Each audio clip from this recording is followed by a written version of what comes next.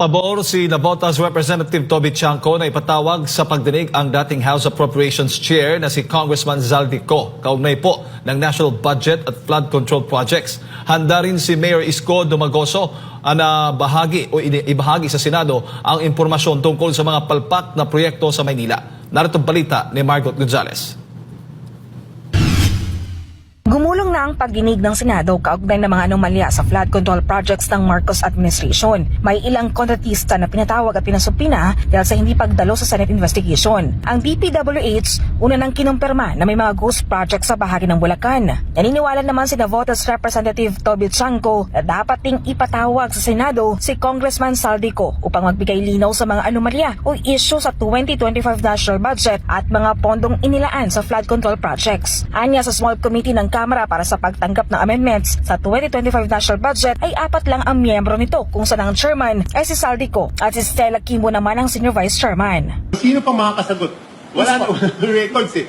Pag hindi pa niya nasagot yan, nako, ano nangyari dyan? Paano napalitan yan nung imposible naman? Saka sabi nga ni Vice President Sara Duterte noon, there are only 2 people who runs the budget, Zaldico and the Speaker.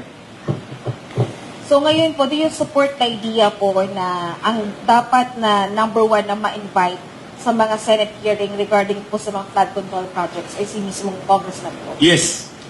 Agree. And dapat po itong sa Zaldico ay umattend talaga sa mga ganitong pagdinig. Kung wala po siyang tinatag. Pero sa tanong kung nasan ngayon si Zaldico, And where is Zaldico right now? He got re-elected, di ba? Yeah. He's a congressman. Did you see him already at the No. House up to now? No.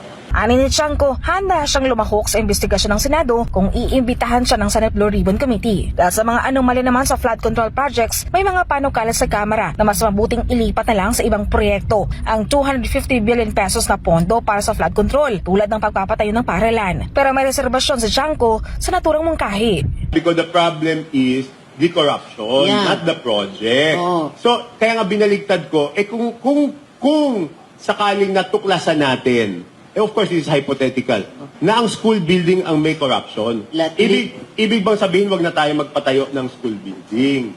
Di ba? So, it's not the project that is the problem. The problem is the corruption. So, let us stop the corruption doon sa flood control. Hindi na sa flood control projects, let us stop the corruption. But first of all, let us be transparent with the budget process. Samantala si Manila City Mayor Isko Moreno Dumagoso, handa rin daw dumalo sa pagdinig ng Senado kung mayroong imbitasyon. Meron din daw siyang pwedeng maibahagi patungkol sa mga palpak na proyekto sa Manila. Katulad Sunog Apog, halos 700 million na ginastos yun, di pa tumatakbo. At kahapon, mukhang nagsabi na ng totoo si Secretary Bonoan. Mukhang sinabi niya na yung totoo na mahilig makialam ng mga congressman sa flood control. So yung District 2 of Manila, kaya hindi matapos-tapos siya, malamang sa hindi, pinakikialaman talaga ng congressman.